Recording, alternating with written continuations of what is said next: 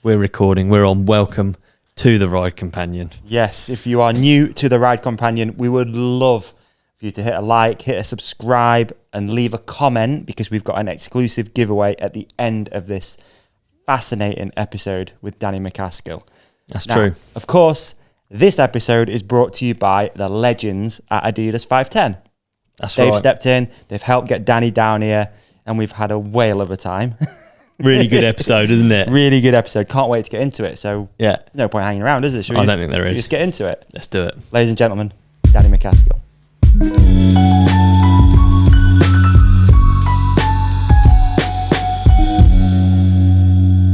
Our guest today can make the whole world stop and watch at will, and that he has today. Danny Mac, everyone. Do you like the intro? I liked it. Thanks for having me on. Thank you for coming down. Big old trip. Well, it is. To the Right plane. down south. To the plane this time, you know. It's a long way to drive, but... Private jet, wasn't it? No. Yeah? Okay. Oh, no. Red Bull private jet. No. PJ's in the PJ. Yeah. This is a morning podcast. Do you feel like you've had sufficient coffee and Red Bull? Yeah, I'm kind of fueled up at the moment, I reckon. Yeah, I'm pretty peaking at the moment. Yeah, we're ready to go. Shaky at that point. That level of caffeine. We're coming in swinging today.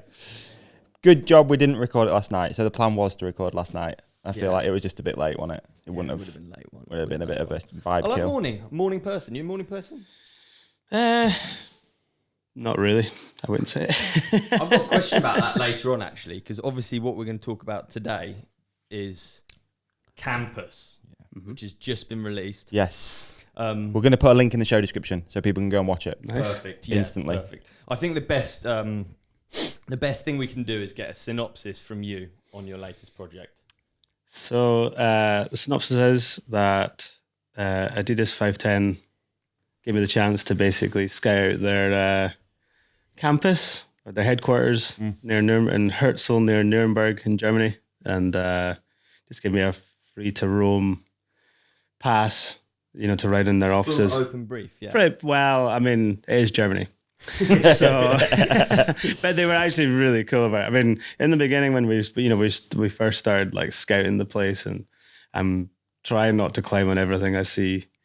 You know, that's your usual thing. If you're in the street, you'd like climb up on the rails or try to get like eyeball things and whatnot. But you're trying to be a little bit more like, you know, sort of pretending that you could do some stuff within like a few goes. Oh, it's no problem to me, all this kind of stuff. But I mean, the headquarters there is like this amazing sort of big, I don't know how many acres it is. It's got like 6 or 7 big buildings on it. Kind of like a kind of huge big uni campus or something. I think at peak residency there of employees is 6,000, I think. So it's a big place. It's actually Adidas Global headquarters.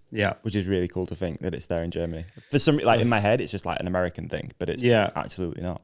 But it was and it was cool to get the offer, but at the same time, sometimes it's difficult when you're trying to, sometimes you might be trying to shoehorn a project into a place, like having to ride over office desks or stuff like that. I didn't want to end up in that situation, but luckily the campus itself had loads of cool features that they allowed me to ride. That's sick. So had you been before and seen that it was a possibility? It wasn't just an office block? Yeah, like I signed with like Adidas clothing back in 2016, I think, and that's a long time now, isn't it? Yeah, because they bought FiveTen. I've been riding for them since like 2010 or something like that. One of your longest sponsors then. Yeah. FiveTen/Adidas. Yeah, and the first time I went to the campus, when they were kind of acquired by Adidas, immediately you're eyeing up everything like, oh, you could, imagine riding all this kind of stuff, but didn't think I would get the chance. It looks like the sort of place that people work on cool looking laptops on beanbags. Yeah, it's quite trendy. Is it? There's like 3 huge canteens on campus as well where you can go and have anything you can really want. It's very good. It was the coolest place to do a project. Yeah. We were staying in a hotel right next to the place as well, so it was pretty high end and fun to make. So Wow. yeah. So is this pretty classic? Like, you kind of get like a fairly open brief from a big sponsor, and then you, I guess you scout, and then like how does it work? Is that normal for your projects? Yeah, it was. I mean, it was a very easy one to come up with, really. I mean, we just got access to the campus. Yeah. I scout it with my pals Robbie Mead and Chris Seeger, who you know well. Mm. And Good crew. yeah, it was a really good crew. Just basically walked around the whole place, and then you just make a list of the sort of dream tricks or locations, and then the team would go off and try to clear it with the security and the sort of campus overlords. I don't know what you call it. The janitors. Yeah. I don't know. It was yeah. So there's a few things that were big asks, but I think we could pretty much get everything we wanted. So yeah. Right. So what's your history then with Adidas FiveTen? You signed for them in 20... I mean, I think it was like 2016, 2017 for like basically neck to toe. As I said, I've been riding for FiveTen since 2010. And yeah, it's been a really cool brand to ride for. Yeah. I again, like when I think of you on a bike, I think of Adidas FiveTen, which is really cool when people become that like embedded with a sponsor. That's really sick. And obviously going all the way back to, I mean, FiveTen was run from Sheffield, a little company, pretty much. Yeah. You know, or is American? Yeah, it was. Yeah, exactly. Or it's American. You know, FiveTen originally with Charles. I can't actually remember his second name. It's terrible. No. Really nice guy. The founder was really sound, and it's still kind of got the heritage feel to it. Still making great product. Yeah. Still got stealth rubber on the soles. That's the main thing. Yeah. The black stealth rubber. You know, you can have anything up on the upper, but that stuff's the best. And really is like, I don't know, it's definitely some of my secret sauce to my riding. So Yeah. You've kind of managed to. So every time an edit of yours comes out, I not only know from my friends within biking, I know from my friends outside of biking.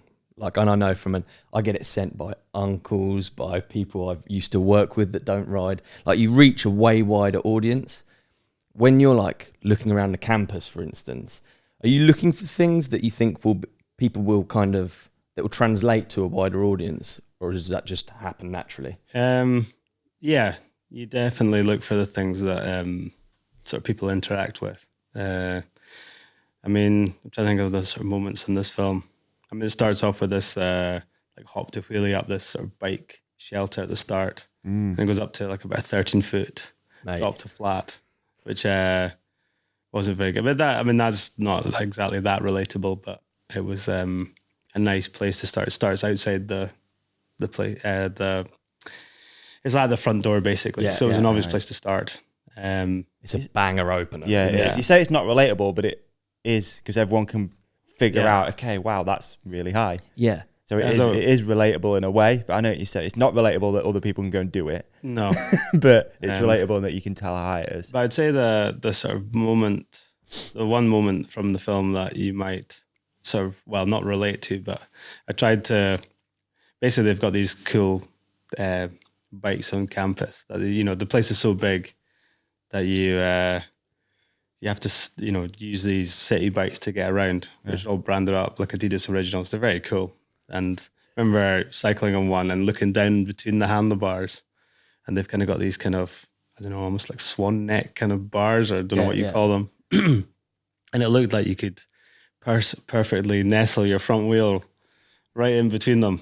And that became a bit of a project in the sort of middle of this kind of project of trying. I thought, wouldn't it be cool if I could jump up onto the bike and try to ride my trials bike on top of the sort of city bikes. So you're on a bike, riding a bike. Yeah, it's kind of almost like one of those tall bikes, but except you have to jump into position. So that became a little bit of a kind of side project in amongst the whole thing. Right, so we watched that. Yep, we've watched it. I mean, we're blown away by the edit. We got notes of what our takeaways for that one in particular, for instance. It's very easy to watch an edit, and you know, it's a quick edit. It's a banger. It's all killer, no filler. It's like all of these hard hitting things. just taking that as like a case study, the city bike. Like, what goes into that? You just rock up in the morning, give me a city bike, let's see if we can do it. How does it work? I actually got them to send me one of the bikes to my house in Scotland, and to be honest, it kind of sat in the shed for a while. I should have got on the case with it a little bit sooner, but you get, I personally sort of get a little bit of fear of success or failure with that kind of stuff. Whereas like, I mean, we had quite a long time between clearing the spots and actually riding in campus. So this bike sat around a little bit longer. I shouldn't admit this to. It sat around a little bit longer than it should have, because I was a little bit apprehensive of trying it and having my hopes and dreams shot down, because I felt like this is, there's a lot of like riding I'm quite happy with in the video, but this was one of those moments that you could sort of do something that was a bit more interesting, let's say. So I basically eventually pulled the bike out of the shed, got some wood and some screws out, and I kind of made like a bit of a template. And the idea was I was going to make a kind of rack on the back that I could wedge my back tire in, and a rack up front again that I could wedge my tire in. And then I got my friend Rory one day to come and film me try it. I had a couple of crash mats. I tried to make it as safe as I could, really. More for the bike, well, for me, and also I didn't want to trash in amongst trying it. I wanted to make sure if it wasn't right, the bike wasn't going to snap while I was trying it. So put some mats on either side. And then the first time I tried it, I pretty much almost broke my ankle, because the bike, I didn't manage it. I tentatively jumped up, and then the tires didn't connect, and the bike beneath me falls on its side. And you're used to kind of sort of, I'm usually pretty good at jumping off my feet, but the bike kind of folded, and I put my leg right in between the sort of bottom brackets area, and I was like, straight off the back, I was like, well, this could attempt one. Yeah, this could easily do me in, or kind of give me some. So I didn't try it very, very much in my shed or in my what's the mindset of that then? So are you just like, no, I'm gonna make this happen? Well, it was all kind of very fine, because I had really sort of put it on, I wouldn't say in the back burner, but I was, in my mind, the project was a little bit relying on it just to have something new, really new. Yeah, the pressure of that, but like I can see why because I think it's easy to forget that you're living a normal life, and you get up on a Wednesday morning, and the first thing you think of isn't, oh, let's go and try and jump on top of a bike. It's pretty, as far as bangers go in the 2024s, it was relatively low risk compared with, if you're trying to progress, going off a transition and doing something in midair and landing. Nowadays, you have to try pretty hard to impress folk. Whereas jumping on top of a bike, but anyway, it was kind of small. But then I went and got a local fabricator to weld up a metal version, because I kind of wanted to have it so I could make it look like there was some shoe boxes on the back. And so I sent off my designs to the fabricator, but which was basically handing him this wooden monstrosity that I'd made. And a couple of days later, maybe about literally 24 hours before I was going to fly to the Adidas headquarters to film, I get these racks back from him, which were mint, but I forgot to put in the brief that they weren't supposed to be made out of 10 mil plate steel, so they weighed about 40 kilos or something like that. So it was honestly, the bike was hard to ride. When we put them on the bike, it was super heavy. Yeah, it was actually difficult it made the bike difficult to ride, and that was before I was even trying to jump on top of it. So yeah, we had those made, didn't really say much about it. Well, that was the only thing we had, so we had to just sort of take them over and give them a try. I absolutely love the idea of like it being like a Wednesday morning. Like I could watch like a Wes Anderson style piece on just this, Yeah. on like the idea moment, and then Danny drawing his like rack. Yeah, I mean, it is like I usually have these little stickmen drawings for all the projects. Really? Like, yeah, it's like pitching new ones to Red Bull at the moment, and Big part of it. literally the 4-year-olds drawing it. Like That's crayon. exactly I what get the Chris said. crayons out. That's exactly what Chris Kyle said. Yeah. Like stickman figure, he'd be like hot air balloon, skate park. Because if you start getting into like, send it in. yeah, you don't really need. Well, the trouble is we can see it really easily. Yeah. And I think, yeah, because you can start kind of getting 3D and all this kind of scenes and expressions. The little stick man, that'll do it. Does the job. Yeah. Just the process. I'm not ready to move on from the bike, riding the bike yet. So the rack that you built, that was just to hold the wheel sort of central, was it? Or give you something to... Just to try to wedge, like the idea was that I was trying to really wedge both tires in into the bike so that you could have some kind of control. Yeah. But so when we actually came to try it for the first time, it worked. It was just good. I didn't break my ankle. But we decided to split the scene into 3 parts. I mean, the dream would have been jumping up onto the bike, coasting along, and then parking it somewhere. But we only had like one day to shoot this scene, and decided to split it into bits so that we could, guarantee that we'd actually sort of get something. So start off with the jump up, and the idea was just going to jump off, get out of shot, and that kind of went within probably about 50 goes or something like that. Kind of worked quite well. 50 positive for you. 50 Yeah, is like... good question. Sorry, I've got such an itchy nose here. Right. It's 50 like... Yeah, 50's... Yeah, 50's... It's an easy day.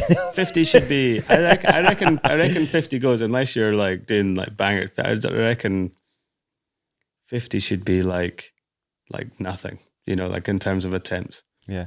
I feel like most folks should be doing more things that take at least 50 goes. Because That's so cool. Yeah, it is. well, if you look So at like gangster. I look at climbing as a kind of bit of an example of folk taking things kind of seriously. Or, of course, if you're racing or something, you're doing a lot of your attempts in the not in the gym, but you're putting all this effort elsewhere. Yeah. Whereas I don't really do that. I just tend to sort of roll cameras and try it at the time. And then the next thing we did was like I start on the bike and scoot around campus a little bit on top of the bike. And the thing was pretty sketchy. Yeah, what like- was going wrong when you were doing it? What was actually happening? Like you weren't really connected to the bike. And because your front tire's wedged in the rack, you actually didn't have really any steering as such. It doesn't steer. Yeah, and it was kind of delayed as well. Or it does steer, but it's delayed. So you're on this kind of like, I don't know how much the bike's weighing now. It's like probably about 80 kilos or something. Nah, probably like 50. It was heavy. Heavy. And I was trying to go across this bridge across the pond. I had a few crashes off camera. Well, on camera and off camera. I was like crashing into the rails, trying not to basically go over the bars into the water. And I started kind of getting a little bit cocky and trying to scoot down this bridge, go over the grass, bumping over drains and stuff, and then swinging round, and I was getting close to trying to park it in one shot. But we gave up. Once I'd tried that about 20 times and started crashing the bike a lot and bending things, we gave up on that. I mean, you definitely don't have any brakes there, eh? Yeah, exactly. Yeah, you're brakeless as well. Exactly. And it was just, it was really fun. If it had more time, I would like to get back and to try and do the whole lot in one piece. It's mad that you have to sit down and sort of like budget time. Oh yeah, I mean I would say working with trials riders in front of us, like don't work with kids, animals, and trials riders. I mean, but trying to iron out trials, I think trying to iron out trials so it looks good on camera can be tricky. Like I'm quite going to take my riding style a bit from someone like Ryan Leach or Chris Ackrig, where you try, especially Ryan Leach had that video manifesto where you try to eliminate. No stops, was it? eliminate hops. That's it. No, I mean, I don't take it like, I'm not militant about it, but you try your hardest to try to iron things out so they are as smooth as possible. And to get those looking good on camera, they can take a lot of goes. So, so even if you stomp something, you want to go back and watch it, and you'll be like, I hesitated, or like, things will annoy you. Yeah, because I mean, at the end of the day, well, I was gonna say at the end of the day, you could look at it from everybody's point of view. You know, it's like who's paying for the time. Yeah, you know, all that kind of stuff. But at the end of the day, from my point of view, and I usually kind of get my way in it, is like, I want to look back in 10 years' time and not be cringing at like the writing, or, you know, we really want to like personally be happy with how, you know, the filmers got their shot the way they wanted it, and I got my writing. And I'm lucky to be able to kind of work with my, you know, with people in that way. Because, yeah. Ollie picked up on something earlier when we watched the film this morning, and again, seen it so many times, but the light is like all daylight, like as in morning light. So is there a time constraint as well, especially for a trick like that? You've got to get it within this window. On that day, it was just, sorry, on the jumping on the bike day, it was just, we had that day to set aside to do it. Okay. But you're coming into the start of it, and you've got no idea if you're even going to get that far. So it's just like, well, we've got this day to try it, and we'll see how we go. But I'm pretty happy with it. I think that's kind of, it's meant to be entertaining. That's like, I've, you know, more and more I think about my writing and the reason that we're making videos. It's basically just to entertain folk. You can take, you know, don't want to be taking it too seriously. Although maybe getting fabricators to weld up racks and spending days of time at home, and that's maybe called taking it too seriously. But, you know, I love it. You're doing it for entertainment. I love it. The effort goes into something so, in time-wise, such a small bit of time. Yeah. And also, it does pay off. If you make it entertaining, then my auntie's going to send it to me, as well as my bike friends. So I think that's where what you've done better than any. You've kind of almost like made that your thing. You've done that right from the start. I feel like really well. Yeah, luck is involved, especially the start. Cool. Luck. It's all luck, mate. Yeah. It must have been logistically quite difficult being in a working office of a giant corporation with 6,000 people there. How on earth do you make it? How do you get the space to do all of this stuff? Very luckily, the Germans take their public holidays very seriously. So we actually timed it in. Yeah, it was in the summertime, and they have bank holidays where, you know, there's a campus of 6,000 folk, and in the UK, if there was a bank holiday and there's 6,000, there would 100% be people still in the office working overtime, doing things. But over there, it's like illegal. To go into work. But the only person that was in, so we'd be on this giant campus completely by ourselves, maybe like one or two security guards that'd be at the front desk.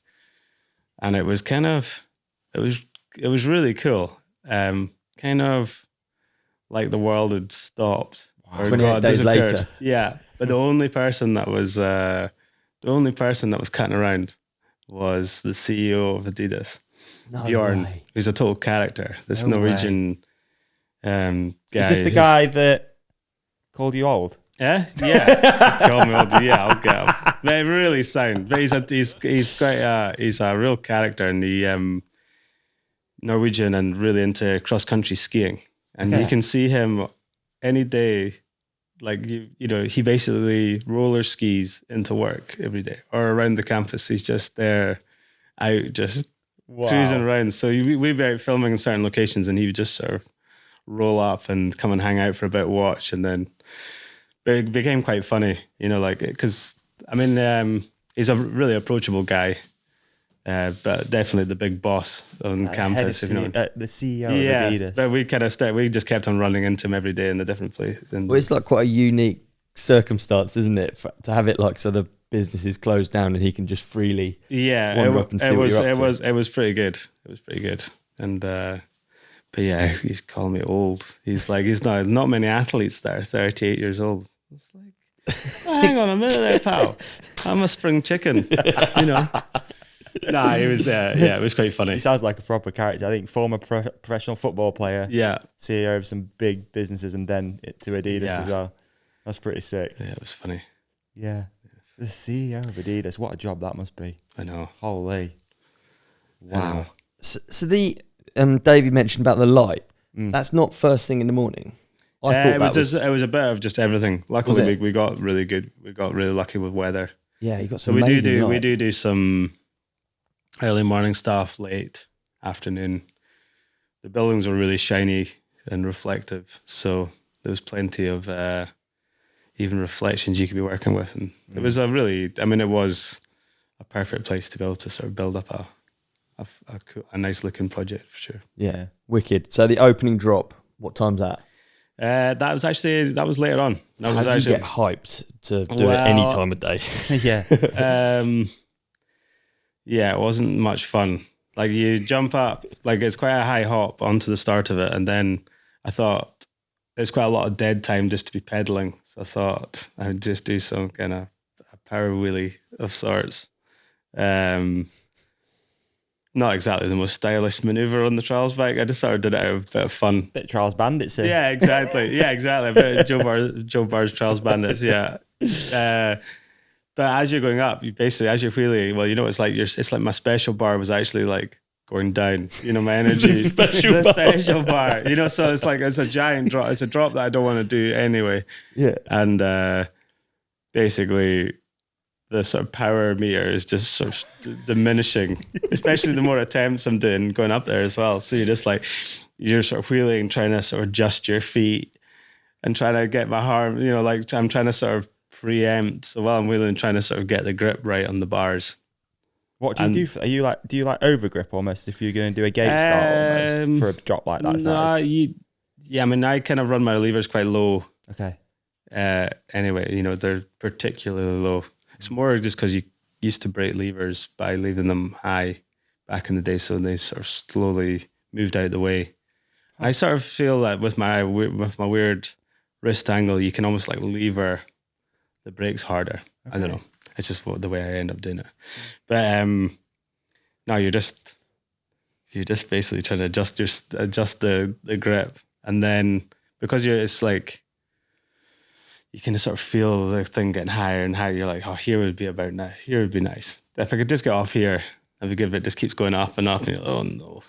But it was fine in the end. You almost like a drop that's that big. You almost like tucked in it and then put the back down. Is that to stop it being too? There's a technique. I suppose for your listeners, you could talk about different things. Some people quite often ask about, would you prefer suspension for such things? But well, you'll know yourself, doing big drops to flat with suspension is terrible because you can't really control the bike very well. If I land back wheel first because it's like a way of absorbing, but if you've got rear suspension, then you kind of blow through the suspension really quickly, and then you also get chain growth, and because the bikes aren't designed to go through suspension. Not moving, so your feet get kicked back and all sorts of weird stuff. So on the trials bike, I get up there, I drop, and if you basically went from there and extended all the way down to the flat, you get to a certain point where you've reached your max extension, and then your body kind of goes slack. It's like you're almost like you're just there like Philip Baumgartner waiting, to hit the ground. Whereas if I drop the back wheel and then tuck it up a little bit, and then as I'm coming closer to the ground, I then push down with my legs, then it kind of engages. Yeah, you like control the angle almost. Yeah, it's like you can engage your body. I didn't do a very good job of it there. Look good. Is that one of the biggest drops? Yeah, it's up there. Surely. For me, it's up there. But is it one and done or? Yeah, done. Yeah. Yes. Don't need to do that again. Thank you very much. Yeah. There was one of the favorite parts for me, but one I wanted to dig into, especially the creative side of it, was like there's a sort of I don't know the technical term, sorry, but you sort of hop up on your front wheel and then you tire tap 3 sort of like stanchions. Oh yes. Yeah, you know that part. Mm-hmm. So like that, for example, I'd love for you to describe, like, okay, you see that feature, how do you then figure out what exactly to do on it? And what's that like creative process like? And why that, for example? Well, I suppose you're always, when you're looking for locations, you're always looking for things that kind of stand out. And I mean, those kind of foundation-y concrete blocks stood out well. Yeah. But they were quite tight and difficult to do. And, they were too steep to use as a sort of transition. They were also painted in this sort of almost like galvanized kind of surface, right. Which was really slippy. So you're kind of looking at them and trying to work out something to do on it, anything. I mean, it's a bit of a random move, trying to go with the back wheel, but we're just basically, this is what we had to work with, and you're just sort of trying to come up with whatever there was. So, and then it's a case of like come up with an idea and then try and sort of make it work. That was probably only like a 50 gore as well. So that's pretty low. Pretty low. We were trying to do quite a cool shot. Robbie's sort of running in with a camera, trying to do some fancy maneuvers as well. So, does it help having that like compressed team rather than having millions of people? Does it help having a compressed team if you're doing loads of tries? Yes. Yeah. Like I'd rather have a much smaller team, and more time in front of the camera. Yeah. But I mean, with a bike film, you can see why films have so many, when you actually work in like bigger films, you see why there is so many bodies running around doing the different jobs, because they're really like the time that the camera is rolling is so like sort of precious or whatever. Whereas like I'm a little bit more, I just need the time, I just need the camera to roll for a long time and I'll get my stuff done. Maybe it means I should actually sort of train and practice and learn. But I think no matter how, that's just become the way I work. It's like no matter how much I trained and practiced, you'd always want to be aiming for at least the 50 gore. That's what I would say. That's really cool. That is. Yeah. In mountain biking, I'd like to see more of it. It's hard to do because it's quite hard to say drift a downhill bike into a turn, like cross-rutted and stuff. Like I would say you're probably only doing that kind of stuff. Maybe you might give it 5 or 6 goes or something like that. And it's more difficult to work with. I mean, you'd relate to it more. Like I'm sure in dirt jumps and stuff, there'll be maneuvers. Like I mean, 50 goes to me is like, I'm so weak in that respect. And like, I've always thought, like both skate, BMX, and what you do, I've always thought it's amazing that you can do it that many times. Like, is it like there's like a Instagram page? It's like My Battle or something like that. Oh yeah, My War. My War. My War. I think it's My War. Yeah. You know what I mean? The Thrasher one. Yeah, they're unbelievable. So it's just got every failed attempt, and you see what people do to just get that clip, and obviously that clip is what gets shared, what goes in what makes the edit, whatever. And you've basically got a My War times however many maneuvers. Yeah, it's not maybe as extreme as a skate, 20 set rail kind of thing. Do you know what I do? I know why you say that, but then also over a jump, you crash, you've got all this momentum and you've got time to think and stuff like that. A lot of the things that you're doing are more hurty. They're like, no, absolutely not. Absolutely not. On a jump, you slide away. Oh, I mean, you should see me trying to do a jump. So it's funny. It's like, it's all, I suppose it's the way that any of us, I'm sure Matt McDuff said a really good point. It's like, to get to a certain level, you've got to get good at crashing or getting out of it. And I think we probably all learn, like I can't get out jumps well. I just basically hit the top and go to the bottom, miss out the curly bit in the middle. Whereas if it's all dropping to flat, I'm like, you land to flat and you don't go anywhere. It's quite good. You just but it tends to be on your feet because trials is very like, you've usually got a point of contact with the ground. It's not usually going wrong midair unless you're like chain snapped or. It's just so quick though. That's what I think what I'm getting at. Like in the air, but as soon as I learnt to bail, I was like, oh, well, I can try any jump. Like when I was younger, I was like, oh, you get rid of the bike and then you can see where you are, try and run away and then slide. Whereas if you're jumping on a bike onto a bike, the idea of like, okay, the bottom bike falls over, the top bike. So now you're in an uncontrollable position. You're putting your foot, wedging it between a few bits of frame in a microsecond. Like, yeah. I mean, I don't know. It's hard to relate. I mean, that one's like, I'm not going to call out that the bike on bike was like a big, poor example, maybe. No, not like quite like going to Rampage or something like that. Yeah, fair enough. What I like about these conversations, and like, I hope people take the same away. It's kind of, for me, it's like when we had Chris Ackrig on, and it made me go out, when I go for a ride, it made a ride a little bit different, because I was like, actually, I'll go and ride over those rocks, or I'll go and do this thing that I wouldn't normally do. And it's the same with this, like the fact that you can, even for me, I don't do this, but like, go and try something more than once. So I'll just walk away, I'll just ride away and be like, I can't do that.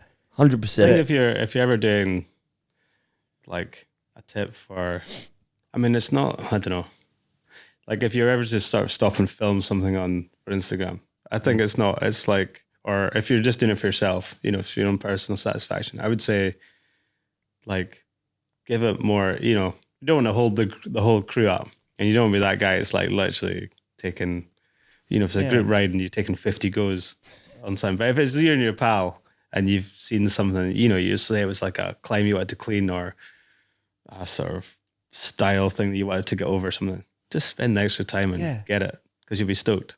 Yeah. And I basically just take that to the extreme. Like I will happily roll. Like I was filming the other day in the woods near my house on some logs, and I is this the footage you showed us last night? Yeah. So I easily took 3 hours to get through that line. One of the lines clean, and I'm not even really getting that frustrated, crashing my brains out all over the place, having all these awkward falls and whatnot. But you're just like, well, it's like, I know I can get through that. Yeah. I know what my feeling is the next one is it.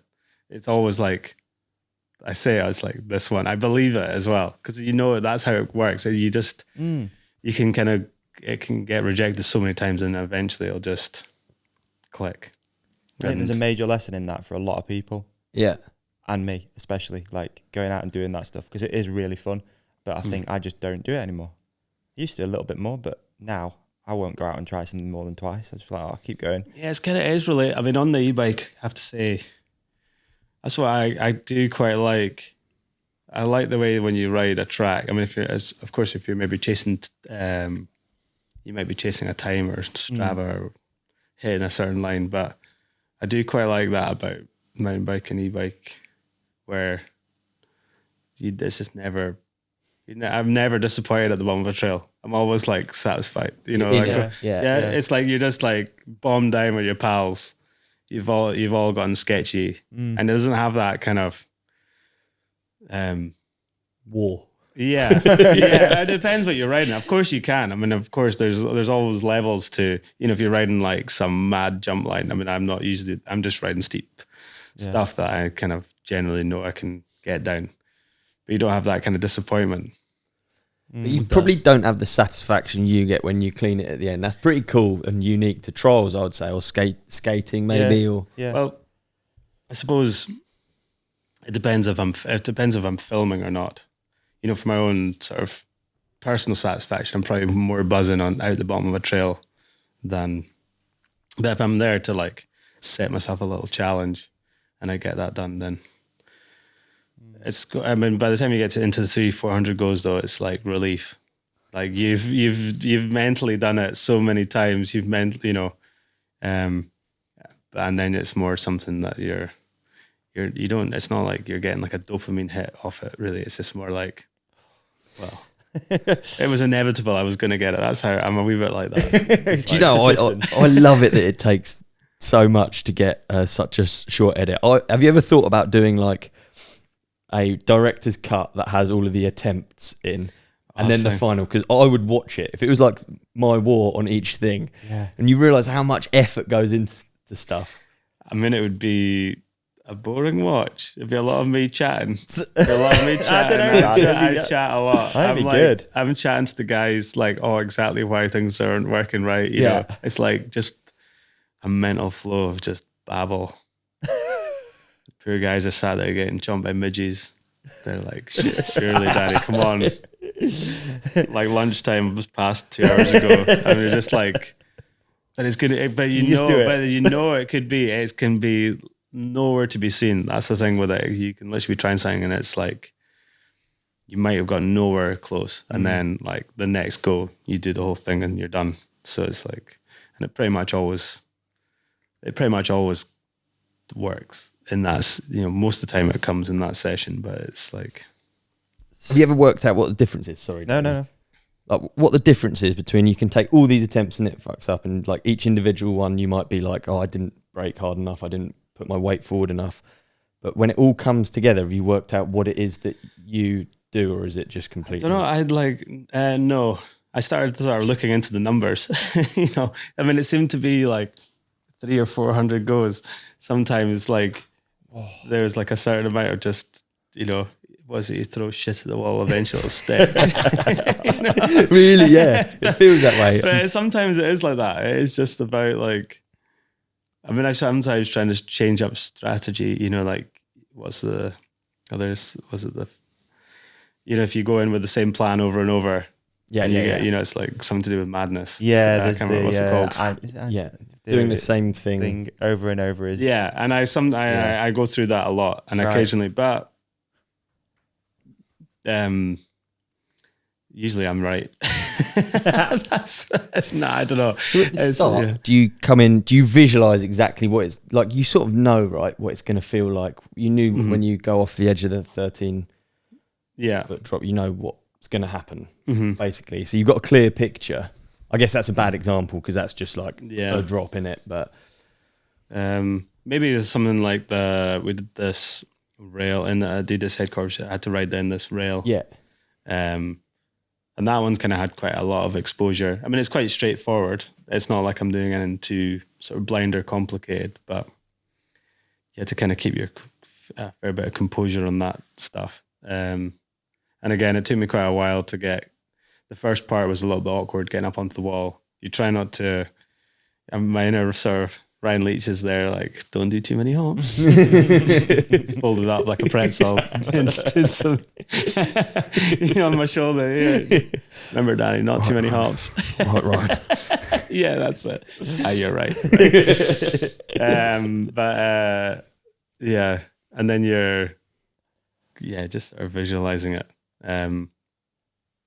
But trials is like, because you've got no momentum to kind of carry you through. Like I was thinking of BMX and dirt jump, there'd be certain shapes that you're wanting to kind of go through, or of course there's the throwing the trick kind of thing. But trying to make balancing slowly look good is quite difficult. Not trying to have your legs hanging off all over the place, and I don't know. You can only do so much though. Do you have any tips for riding skinnies? Because I suck at riding skinnies. Good one, David. Yeah. Practice, I'd say. Okay. I mean, I suppose just getting like a 2x4 on the floor, something that's like not going to rip your mech off. And I think practice. sorry to interrupt you, but like with a lot of riding, you're always trying to look ahead. So with riding a skinny, where are you looking? You look down. Wheel? I look just right down at my front wheel. Really narrow. There's something that, you can't be looking off into the distance. No, that's what I do. That's where I go wrong. On slack lines, they do that. That's the thing. If you're ever trying to ride a slack line, people look at the horizon, and you kind of let the, your inner gyroscope work. Like you focus on a point in the distance. No, on the bike, you've got to look at the floor to make sure your tires are tracking the right way. Okay. But it's something like we've got some scaffold poles in the sort of barn that I have, and I'll get riders, mountain bikers that don't really ride in the trials, or even like say Joe Barnes, got him. I mean, he does a bit of motor trials, but I had him on the trials bikes, and if you just basically set them at this scaffold pole, you'll eventually get along it. I've had friends that really don't ride at all kind of get along it. No way. Because you can just, if it's safe. It's like a maths equation. You're just trying to figure out what to do with your body. And you'll naturally... I honestly thought you were going to say further ahead, because I've got, on my ride every day I do, there's a curb which is like come away either side, and every day I hop onto it, and every day I experiment with how long I can go along it. and I try and work out where I should look, and it's always like a bit further than my front wheel for me. That's what I've had the most luck, but now I'm going to start looking at my front wheel, I reckon. Well, it depends on the speed, Yeah. I think. Of course, like the faster you go, the further you're looking up, but trying to go long things fast, but you usually kind of get that long fall, you know. Yeah, it's like that kind of long, disappointing, like sort of heeling over to the side. And I do it, like I was riding on, I do it often if you find like a log at the side of a track, you know, when you're out on like a group ride, I jump up on them and I have expectations of myself. And I'm sure my friends have an expectation, and I'm just do the big long fall off the side. That's why when I was playing on these logs the other day, I was like, well, this is going to be sketch. But when I bring it back down into like controlled speed and like more balancey stuff, that's when I don't know, you can fight away and so try just going a little bit slower. And you can hang a foot. I mean, if you're really wanting to learn how to balance, you can hang a foot. Ryan would be there. Don't take the foot. Or Ali Clarkson. I really there in the comments. Leave it on. I mean, the dream is to do some balance and stuff. You know, trying to keep your feet on the pedals. It looks better. You want to make it look like it was kind of easy, whereas you start like hanging big dog piss leg and whatnot. One of the most visually pleasing moves you did in campus was the I don't know how to describe it, but it was like a skid spinny slope thing into nose wheelie, then skid, then 180 on the back wheel. I loved, I guess, like the movement in it. It kind of is what I guess you've made street trials. I guess, is that one that would be?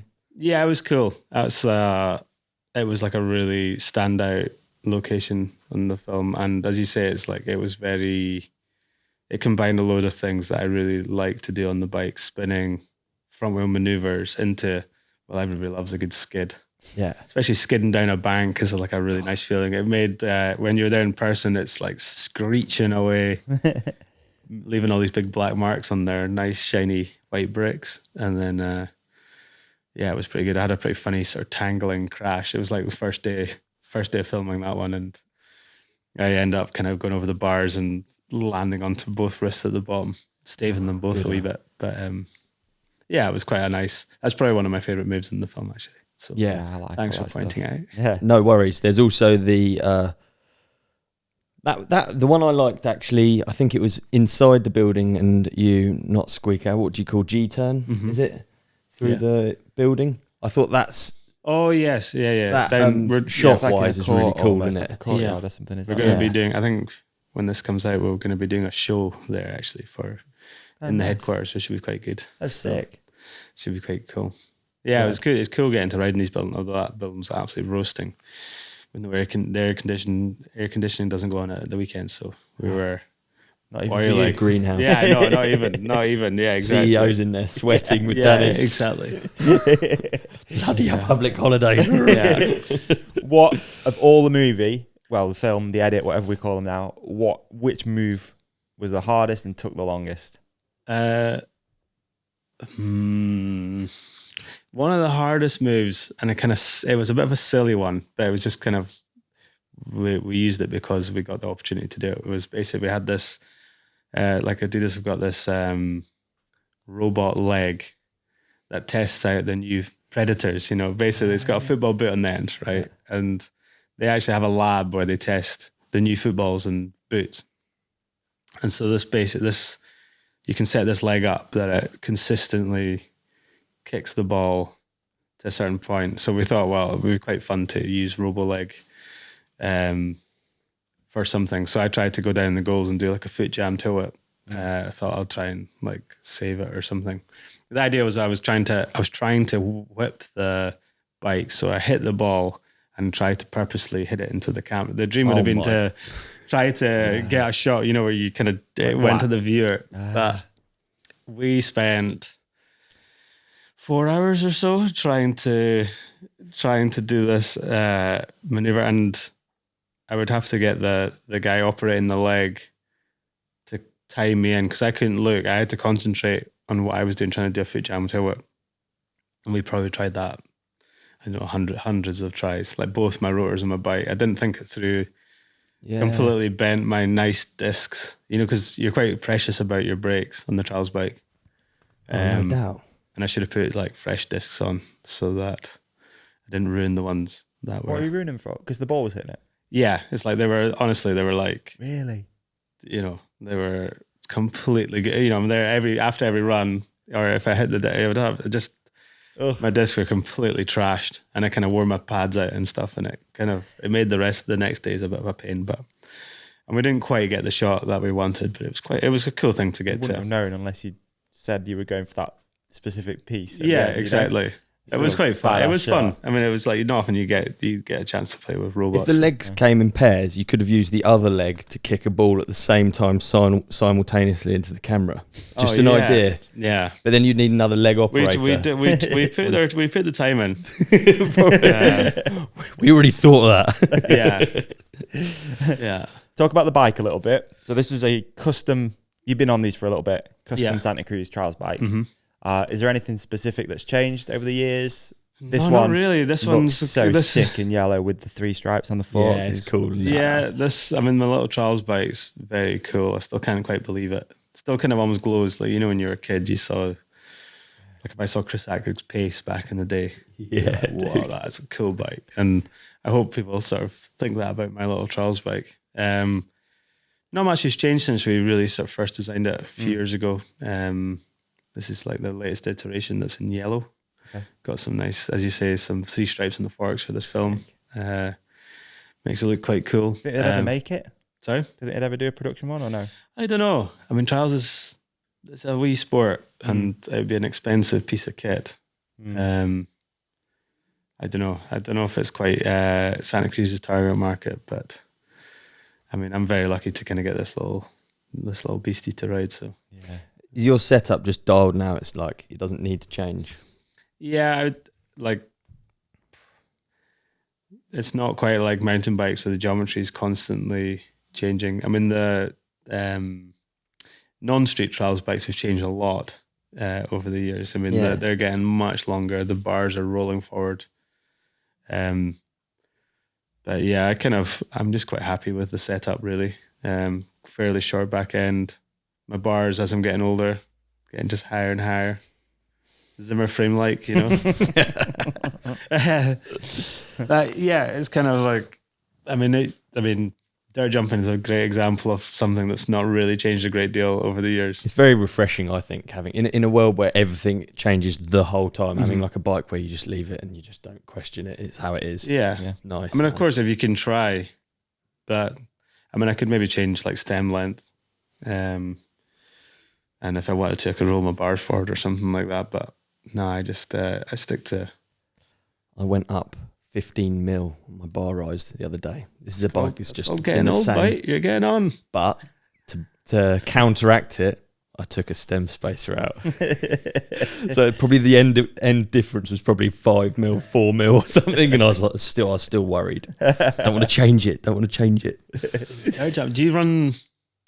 I'm always amazed at how low the bars are on the slope bikes, because I would say dirt, but like, where do you kind of run? What kind of? Well, I think a lot with the slope bikes, because I thought this, I was like, why are they all running 20 mil rise bars? But I think it's because they've got the detanglers, the gyros, and they're like quite big, bulky things, the hydraulic ones. So then they end up with like a massive head tube. Okay. But I worry about it because on a jump you pull up a lot with, it's like your whole body pull up in order to go high. And I think if I move my bars too high, you get less like leverage almost, which it makes sense. I'm probably not the person to talk to about it, but like it means something. Yeah. It's just the kind of, it's more the leverage. I mean, obviously it's not affecting like ML or something like that. But I remember every time I get on somebody's dirt bike, I just feel like, oh my God, this thing feels terrible. Like high BB, low bars. Or just, they're really, really like, there's not much power in it, but of course it's just not meant for bunny hopping on things, you know. No, true. We're just going off giant jumps. And you know, when you see like those joyride jumps, I think, or like a proper slope course, I think they actually don't do a great deal on the takeoff. They're very like controlled, so every aerial is like, they're mega dialed. They are. because it's quite difficult. But if you looked at BMX, it's very different. You know, I mean, if you look at like people doing similar-ish stuff in a park, obviously much different jumps, but you're way more upright, and like the head tube's, miles down, so you've got all that leverage to kind of Do you have like a head angle numbers wise? I don't know. I couldn't tell you any of the geo. Used to remember like a +10 bottom bracket over axle height was a thing. Yeah, but I don't get bogged. Tire inflation numbers. Like I build my bike up and down constantly from the bag. I don't mark my bars. I just know.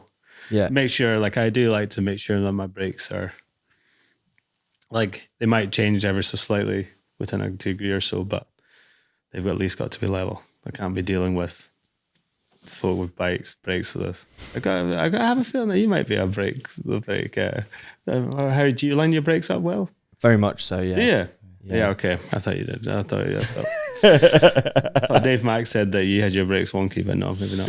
No, he was lying. Yeah. My bike's very dialed. Yeah, okay. That's fine. Now, cockpit, I'm actually quite fussy about. Yeah, okay. You run your levers quite close to the grip, don't you? As in, like, the pull, the biting point's quite close.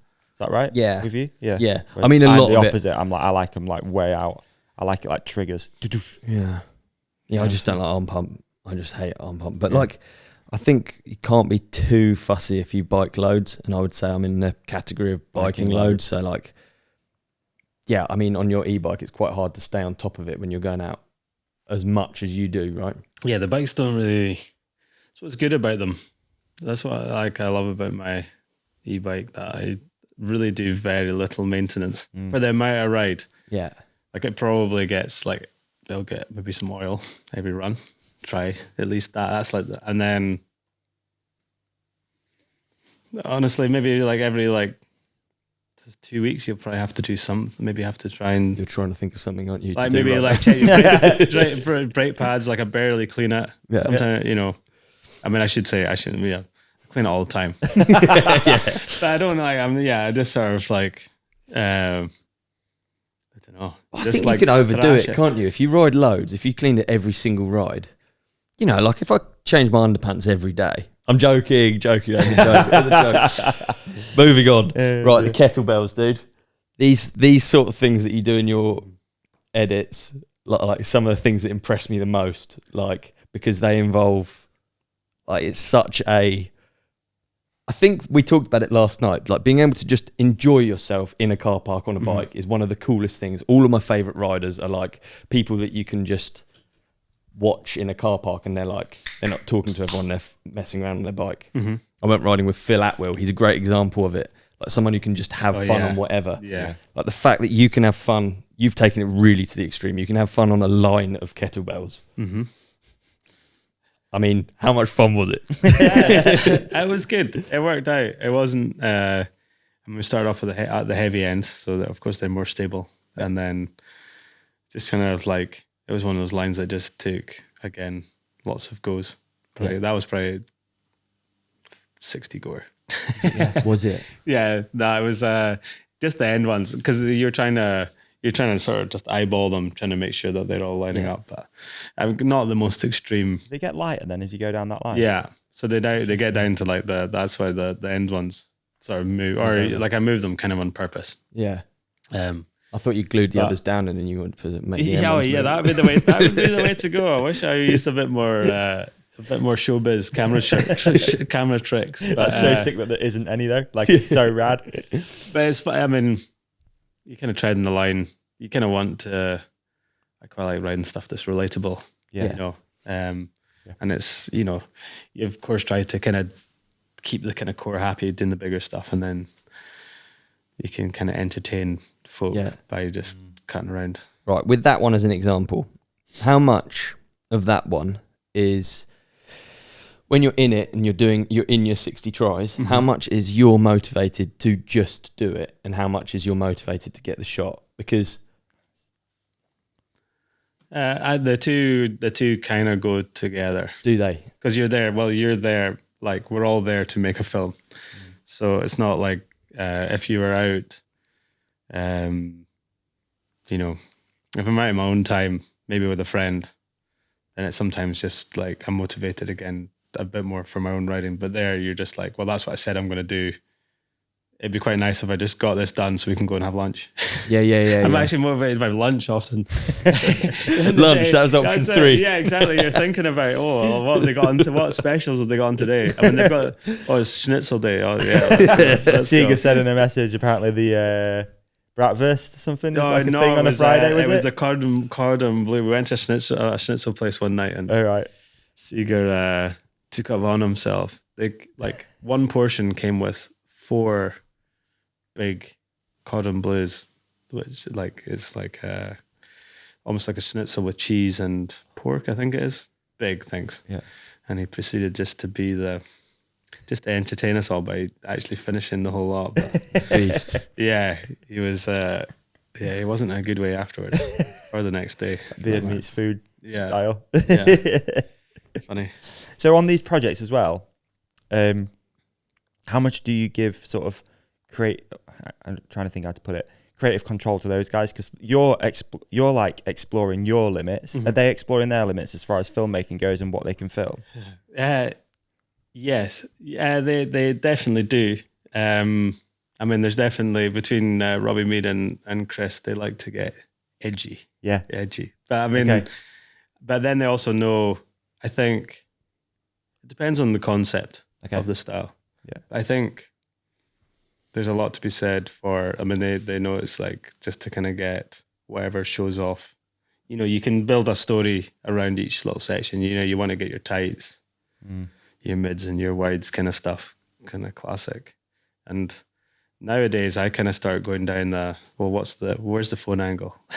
Because that's almost like, right. You know, or if you're trying to make sort of, I mean, it's a shame in some ways that sometimes like the phone angles, the clip, you know, we've tried to kind of get those in the background because they go well on social stuff. Okay. What actually filmed on a phone as well? Yeah, it's a shame in that way. But no, I mean, the boys do a really good job on the behind the cameras. They're always kind of just getting stuff that just looks really nice.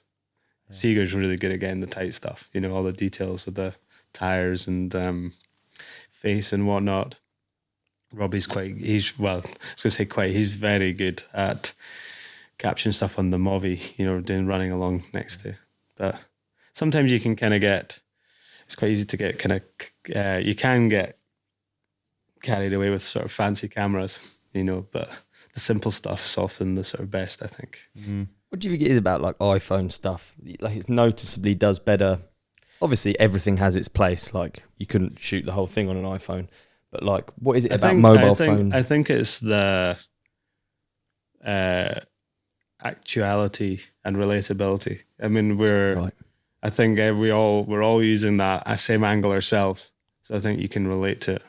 And I think if you're filming on a phone, you'd position yourself, you know, like if you're filming your pal, we're all kind of got another filmer in us now, you know, but you kind of position yourself kind of just in the middle of something, and you're just going to do this sort of pan and follow around. You're not getting any sort of, there's no fancy shallow depth of fields. There's nothing, you're not getting too clever with it. You're just basically just pointing. And I don't know, it's a shame in some ways. Yeah. Well, I wonder if it's because it's closer to what your eye sees. Yeah. And then we all want to like consume it when it's focus, pull and zoomed in and super slow, but like, that's not how you see the world, is it? And whereas maybe a phone is closer to that. We do put quite a lot of focus on getting some phone clips, even if it's getting filming the filmer, filming the shot. Yeah, because they're good. It's like easy to do. Doesn't take the same skill level as it does to get behind the fancy cameras, making sure everything's exposed right and whatnot. Handy to have. Yeah. This stuff's super interesting because you obviously really think about it as well, obviously. But like, how much of all this stuff is trying to go viral and also fulfilling your own creativity? And I think it's quite easy to do both. And I think,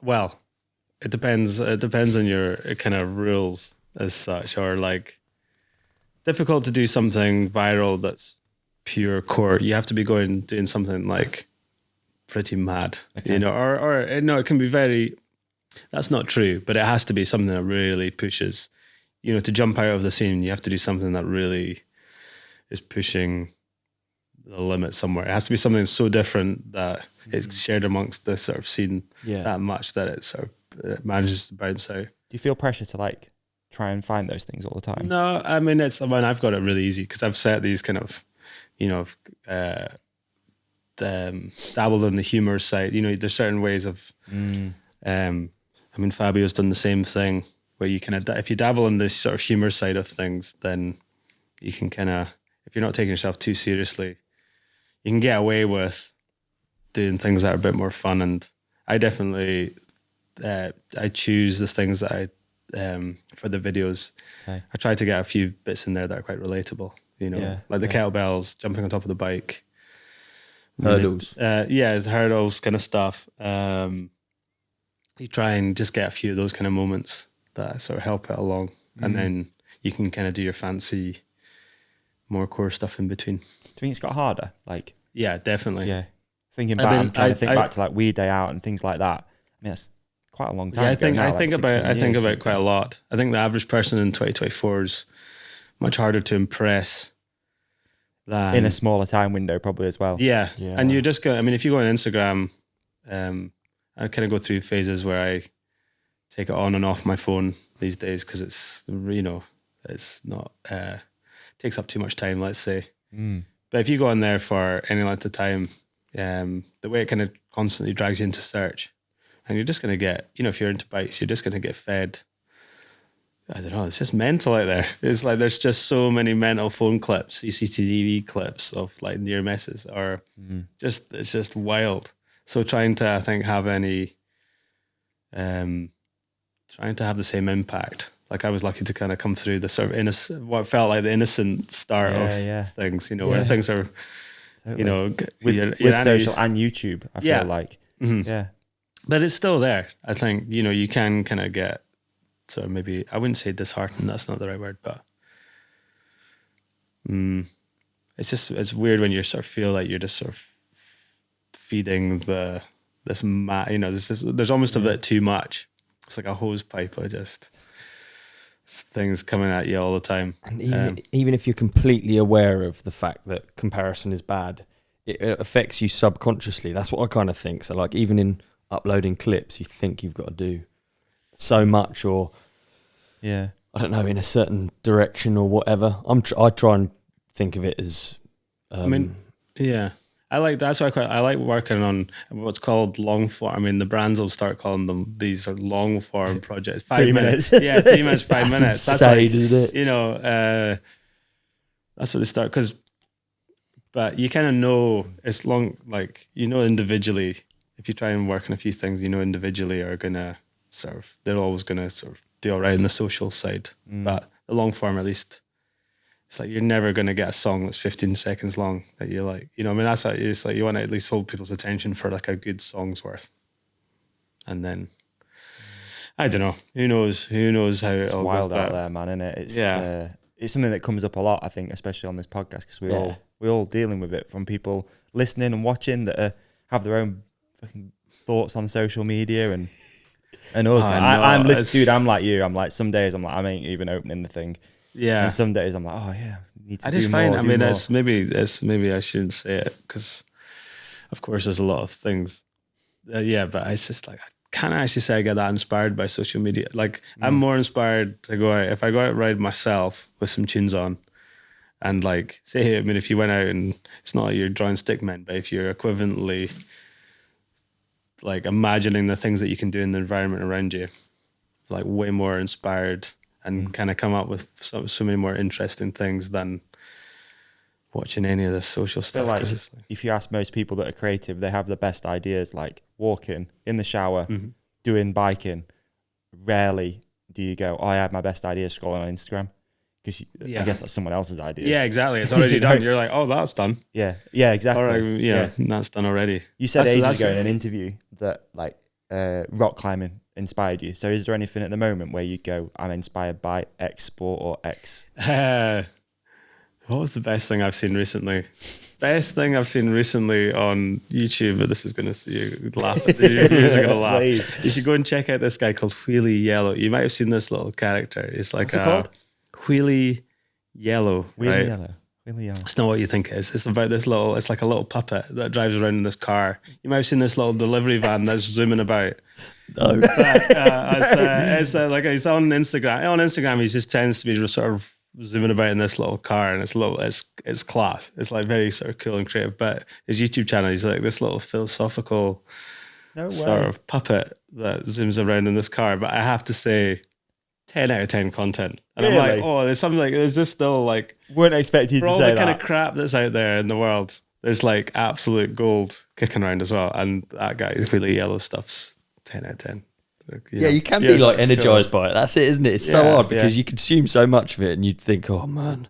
Yeah. But actually, there is sometimes you find something and you're like driven by it. It doesn't have to be. I would like to, my feeling is the next years, I would like to kind of try to make some like cool, just like stuff that I consider really cool. I mean, like really the tunes, exactly the tunes I like, and kind of writing not for, not necessarily the masses, because I do kind of choose either the music or the sort of types of things I'm writing.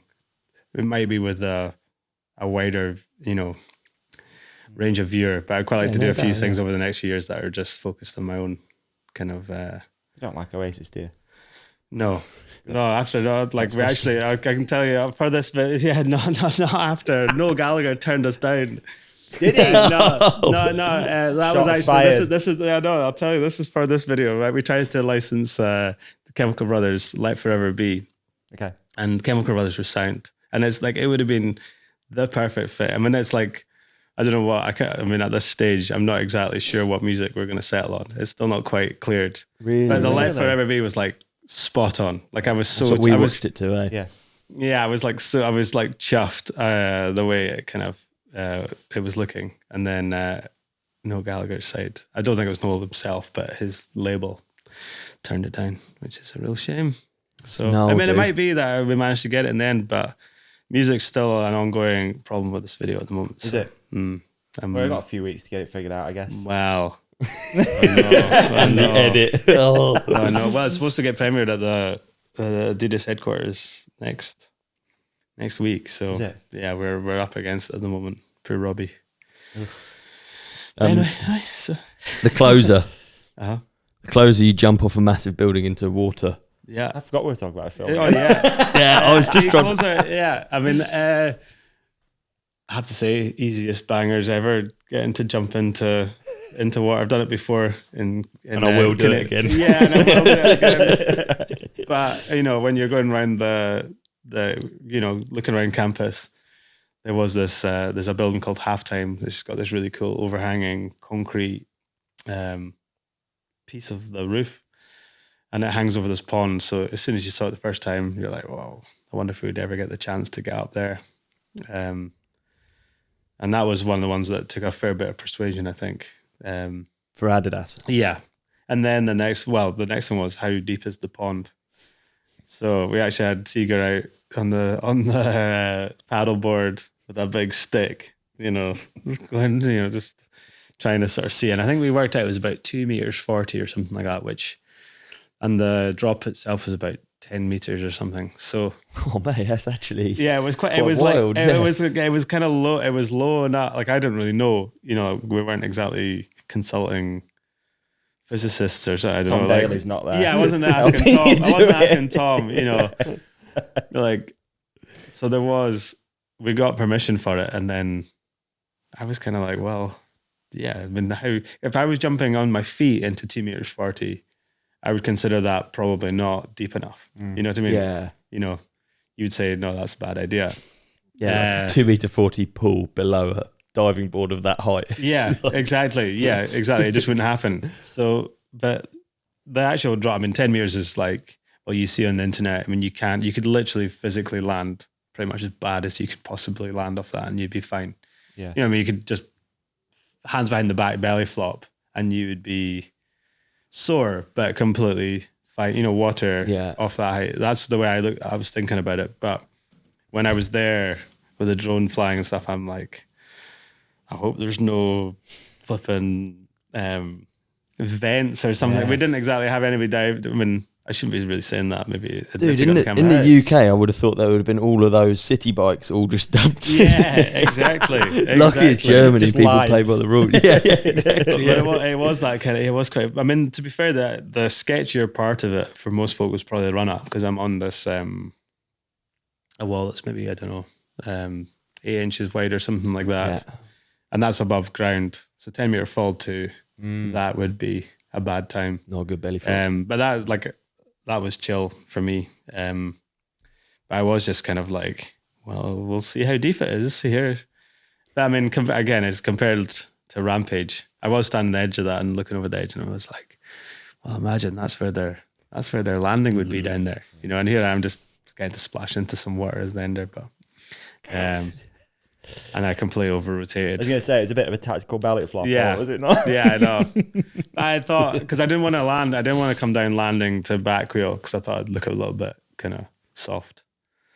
Nosedive's cool, dude. Well, it just means you get belly flops. It looks good on the GoPro. I don't think the GoPro's in it, but I did have one on, and I get a good face full. Nice. It's a full rotation and a bit more.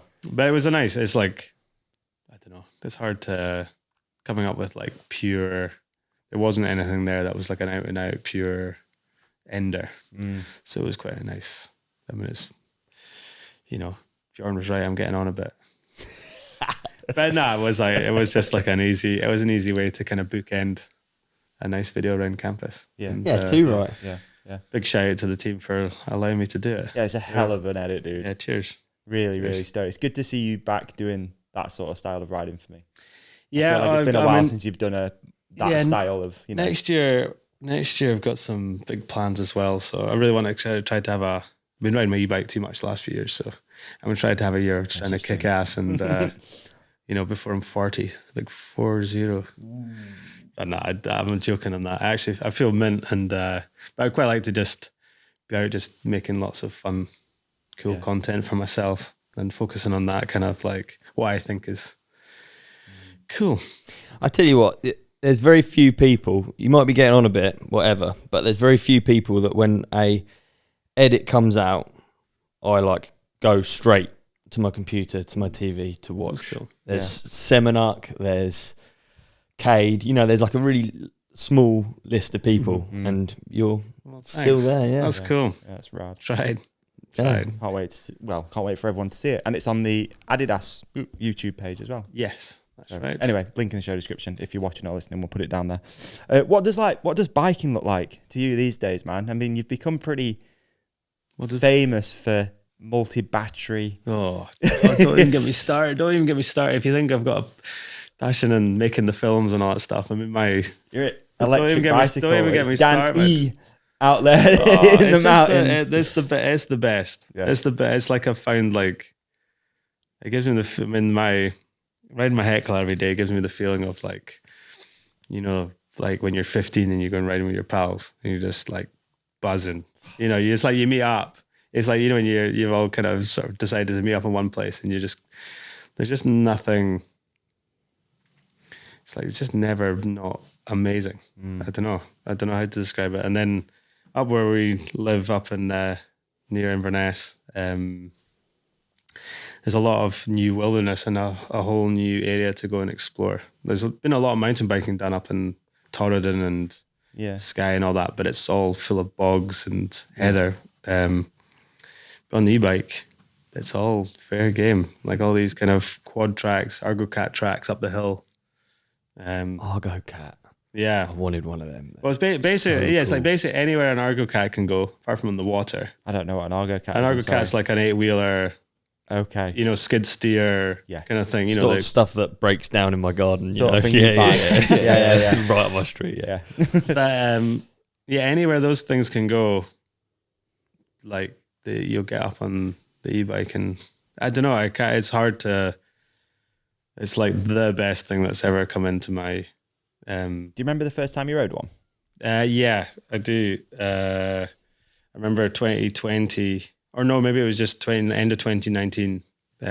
Santa Cruz had a new their new bike, and it was super top secret because they were a little bit slower getting into the e-bike thing. Right, yeah. And I was hounding them for a while trying to get them to make one because I knew it was going to be right on my street.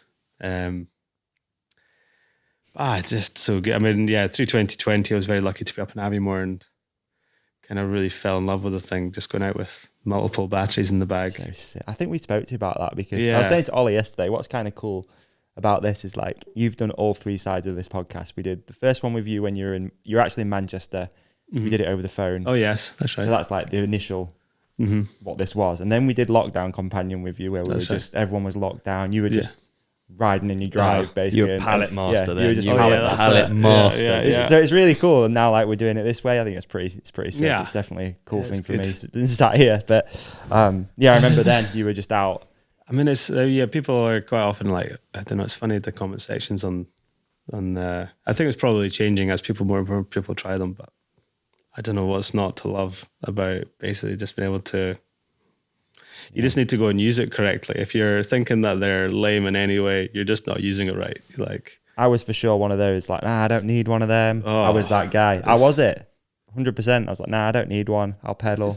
And then over the last few years, especially, I'm like, I'm pretty much. I just find it. One thing I do find is it's very difficult to get back on the MTB. Like I use it for filming. If I'm doing like trialsy. Yeah. I tried to think of some cool stuff, but if I'm physically going out mountain biking, I'm like, whoa, this is not as good. Professional career cyclist. Yeah, well, but passion, luckily, it's like, I can't even, the passion for e-bikes is like deep, really peaking. I mean, I'm talking like, I feel like I'm going wingsuiting every day. That's like the amount of adrenaline. Sick. Like, it's like, I suppose it'd be like, there's not that many places that you get to ride a downhill bike every day. Yeah. Whereas like basically it feels like you're riding downhill every day. That's like the way my mentality is. It's like, but you can also climb up. You can climb up to the sickest new terrain and then you can just hammer.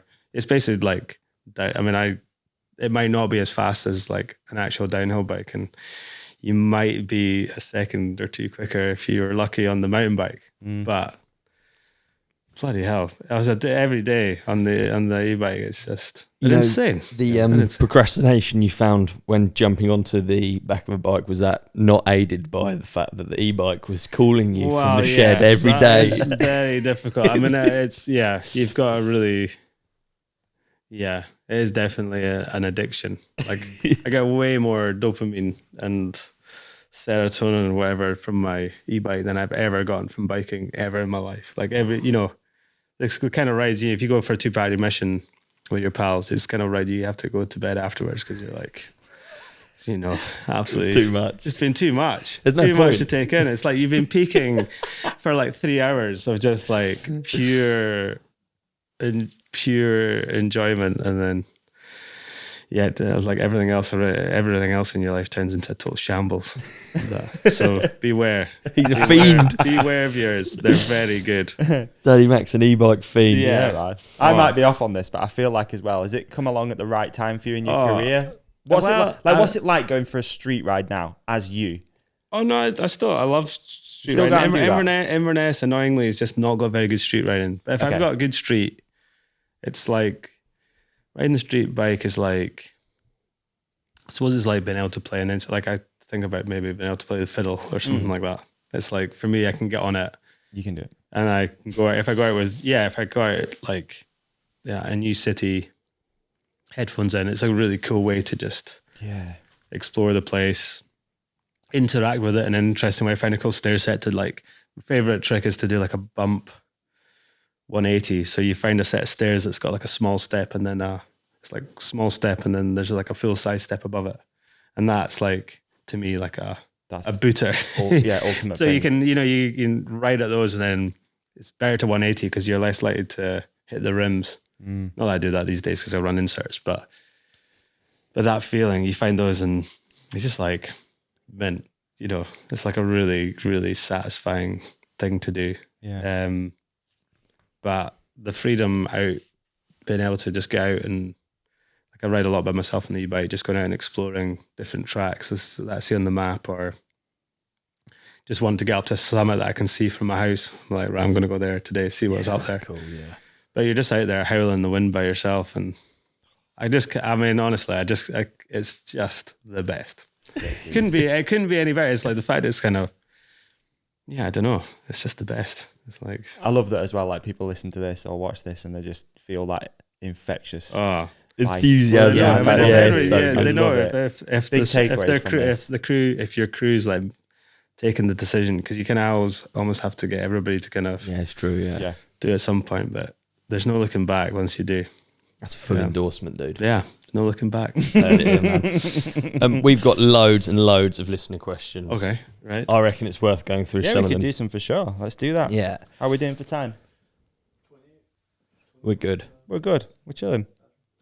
So we got one from Dave MacAskill Scratched Van, and he said, "Get him to explain what boxing shoes means." Oh no, I can't. Oh, you actually can. I can't. Great start. No, sorry, I picked the wrong shoes, one. I mean, if something's boxing shoes, it's good. That's all you need to. Okay. It's too long a story to tell. That's Okay, fair. cool. That's fair. You got one, Davey? Yeah, I've got one. Wicked. Okay, it's from me. Uh-huh.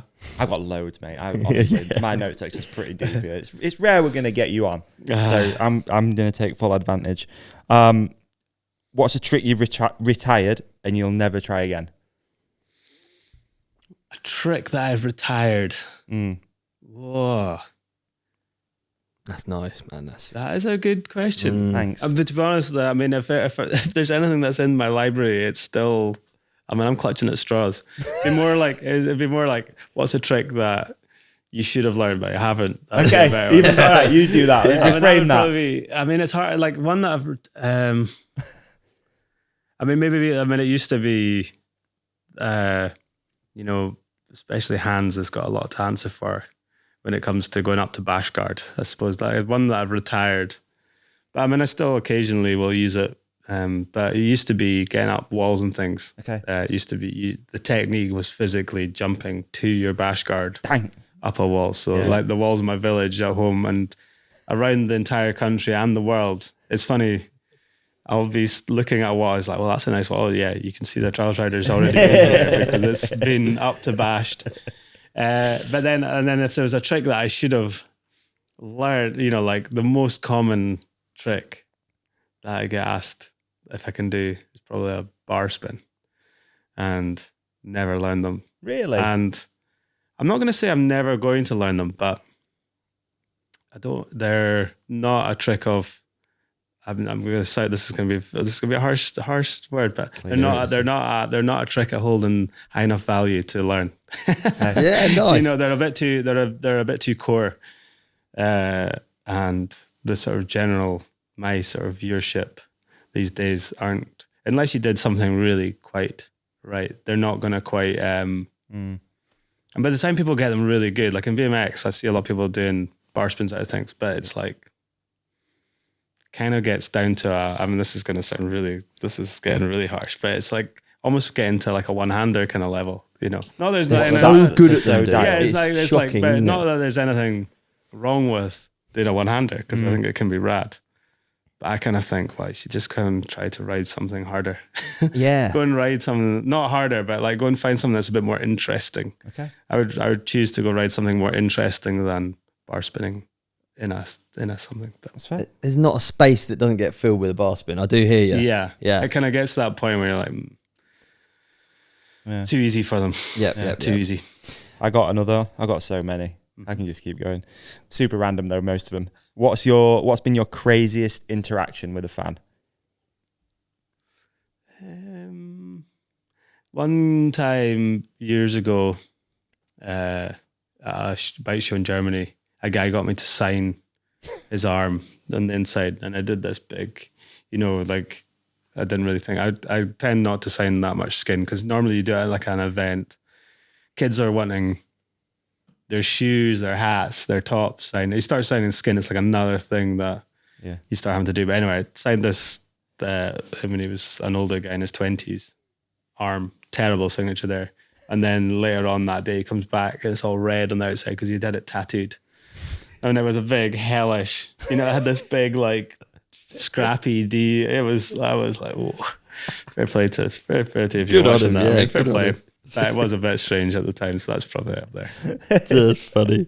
We got one from Adrian Age Wilkinson. He said, "Who's the most skilled rider you've ridden with?" I think that's a cool question. Oh, that is a great good question. Oh. Who's the most skilled rider? I mean, I tell you, riding with Martin Soderstrom was always a real pleasure. Like, he was really good at riding street as well as doing the slopestyle stuff and sick on the mountain bike. I always wish, I mean, I could maybe come and get some tips from yourself. I can't do any, like, my riding's quite sort of relatively robotic, you know, in terms of like, you know, you're not really sort of tweaking things out. But I always admired how stylish Martin Yeah, was. he's fluid, isn't he? Yeah, absolutely. And he's really good at, like, on the street riding, when we went on some trips in Germany and stuff, he's always blown me away with his skills. It's been cool And seeing then him Ali Clarkson recently riding. Ali Clarkson is also 10 out of 10 skills. I mean, riding trials level and style, he's like way above my kind of level on that stuff. So I really enjoy watching him ride. He came for a ride with me a while ago, and this is the only real example I've got of riding with Ali. But we got to a gate. It was like one of those ones that, like, had a kissing gate. And I was like, "Oh, dude, it's a bit of a nightmare getting through this. I always get my bike stuck." Well, I had a bit of a laughing joke about it, and he stood there and he like, "I can ride over that." And I'd not really been around someone who can. I'd never ridden with you. Like, I've never been around that. I was like, "What? Are you mental?" Like, and yeah, just boom up onto it, and it like opened while he's on the back of it, dropped off, and I was honestly, dude, I was just like, mind blown, mouth open. Yeah, what the hell? Yeah, he's done many a thing like that with me. Very stylish with it as well. So insane rider. But yeah, really great example with Martin. It's been cool seeing Martin posting more biking stuff. Yeah, recently. so I was thinking the exact same thing the other day. Yeah, he's really all round, isn't he? Which is cool to see. He's not just, despite being like the highest of level slopestyle riders, you can see he spent a lot of time on a bike, just all bikes. Yeah, it's cool that. I think he learned his craft, as they say, on this tiny little BMX track near his house. It's like, you know, just a few rollers, and that's where he kind of got dialed in to cool that winning Joyride or whatever. Do you have a version of that on Sky? Yeah, well, for my little balls. Yeah, there's a what we used to call the gun shop. It used to be like a fish and tackle shop and I had there's this little like shopping centre type thing with a glass roof, and sky rains a lot, so this was the spot I used to ride. And if you're in Dunvegan on Sky, go and have a look at the walls there, because as I say, they are literally, I blame Hans Ray for that. Yeah, you just jump up onto your bash guard like that. I like it. It's probably like you go do like a Banksy tour around London, look at all the spots, and then you can go around, look at Sky. Yeah, I mean, These are all the honestly, Danny Mac spots. The wall is literally like round from going up, but it had, it was like a couple of flower beds and pretty ideal spot to learn, to be honest. Yeah. Okay, it's another one from me. Got a lot. You've met like loads of people, being a professional athlete and doing crazy projects. Who's the most famous person you've met, and who's the most famous person in your phone? Famous person I've met was met Bill Murray in Shanghai once. They had these like low race sports awards, and he was or Tony Hawk. Met Tony Hawk. I suppose who's more famous out of Bill Murray than Tony Hawk? I mean, for me, it's Tony Hawk for sure, but it's quite hard to sort of say, because you think Bill Murray is because he's a film star. Yeah. And he's been in like Ghost, never had a video game though. Yeah, but like Tony Hawk's pretty sort of culturally famous now. Yeah. Anyway, and in my phone, I don't think I've got anybody. It's like it's just in bike scene famous kind of thing. So yeah, funny. Go on, Ollie. I'll stop now with the silly questions, but they're good. You just get them out. They're good. I mean, you got so many. I'm trying to really pick out. I like to let people, because they all send them in. I like to try and get through as many as we can. But for sure. This one I think is also quite. Wow. Well, I think it's interesting to people, and like you know, it might be an annoying Yeah, one to really, answer, yeah. but FHR.RD has asked, what's the highest paid project / job offer you turned down and why? Oh. You turned down is Mate, that's good, a yeah. banger question. It Who was is. that? I felt bad asking They you deserve a because shout it's just out. on the spot. Yeah, well done, FHRRD. That is. That's banger. I don't know if I could even explain. We can move on. Well, Only if you've there's got a been good one. something that turned down that was for. I mean, it sounds. Yeah, no, I don't even know. Nah, let's what move I on, don't let's even move know on. what to clear. I've got another one. There's one that I turned down for a lot. Yeah. Like a lot. Yeah. Like more than a house a year. Wow. But just because it wasn't the right fit Yeah. and didn't feel comfortable with the I just sort of, it wasn't on brand for me, if you know what I mean. Like, Yeah. you've got to be like comfortable. For me, the brand, well, it's obviously like the brand, and then it's like the people that you're working with there as well. And but the people were sound. I don't know. I don't even want to disclose that. But it was just kind of, it just didn't fit. I just didn't feel that the overall sort of fit was quite right. Your current setup is like Hans Ray. As soon as I look at Hans Ray, I think of all of these sponsors that he's attached to. Yeah. And your current setup is a dialed list Mm-hmm. of partners that you've been working with for ages. And I can see how it's hard. It'd be like easy to feel like It goes a long way, that. Yeah, yeah. Yeah, you kind of got to, you don't want to sort of take things that start denting into. Yeah. But you kind of, there's also been like two core. I've definitely not got down the two core route. I've definitely been lucky to work with cool brands for a long time that allow me to do what I do. But yeah, there's certain brands that come along at certain times and you're just like, that's not quite the look for me. I had to ask a question, dude. I had to ask a question. I knew it was a banger, I you know. answered it properly, but yeah, it was. It was Right. a great question. I've got one from Adrian H. Wilkinson who's asked, what piece / body of work are you most proud of? And you're not allowed to answer campus. So I added the campus bit on. What piece? We could put it down to just sort of video projects. It's I would say like from a person, one that was there's many that I'm actually pretty stoked on. The film Cascadia that we did in Gran Canaria was quite a cool one. It was just a film that I felt that needed to be made. It was like trying to find somewhere good rooftop, but then trying to do a rooftop video with such a big brand, not easy. But the way it all came together, we had like a good fixer that managed to persuade the locals to let us ride in the roofs. And then it's quite nice actually working with just a GoPro where you're kind of limited to like, I mean, the camera's got different settings, but you weren't, like it was a sort of constraint. Yeah. Which made it actually really fun. And then just getting to do it was actually like enjoyable. Sometimes the lines that you're doing can be, if it's all 300 takers, it's not quite as fun to do as you can imagine. Whereas like that stuff was actually a bit more like fluid. Like I could jump on my bike and rattle my way along these lines, and in the middle actually quite enjoy the feeling of doing it. There was a rooftop step down flip in that one, wasn't there? Yeah, that was like, I'd never done anything like it. So it was funny, like for some riders, that would have probably been like the easy part potentially, you know what I mean?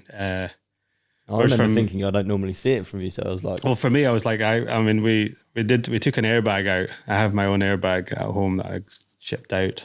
And I was trying it, but it was like so alien to me, that part. And that was kind of one of the pieces I was probably shitting myself the most. Oh, sorry. That was probably finding the most scary. But can't blame you. yeah. Did you practice any of the parts from campus at home in Scotland? Not really. The bike. I should have done more practice on the bike. Well. But that was, as I say, the bike wouldn't have taken, or myself wouldn't have taken so many goes. Actually, I did do I hadn't done any tap to front flips off the roof. So Right. I stacked up a set of pallets in the barn and got some mats out, and literally like I wasn't kind of moping about, but I had a bit of a sore back. I hurt it a little bit a couple of times this year. Okay. And I wasn't exactly motivated to go and try, but Duncan Shaw took me out into the barn, stacked up some pallets, and I just wanted to make sure that because you can do these taps and it's quite easy to like disengage and like let your feet come off the pedals. Right. And it'd been pretty annoying if I just didn't do it first go. So, so I did. Wet, wouldn't it? Yeah, yeah, exactly. You just have to get back up there to do it again. It'd be annoying. How unpredictable were those trampoline things to ride? The trampolines. They were hard. What are they there for? They're just there for staff to just bounce to work, have a great time on. Yeah, they've got a skate park on campus as well. It's pretty sick. But the trampolines were not quite springy enough. Like I kind of thought, well, they had to get used in some way. You know, really wanting to be able to. I mean, the obvious thing would be to try to flip, but the actual spring of them was like, I didn't actually think it was going to work. We tried it a while. I was trying different techniques. I tried to pull up and bump my back wheel off the edge at the far end to try to like bump backflip to the next trampoline. It wasn't working. Almost does opposite.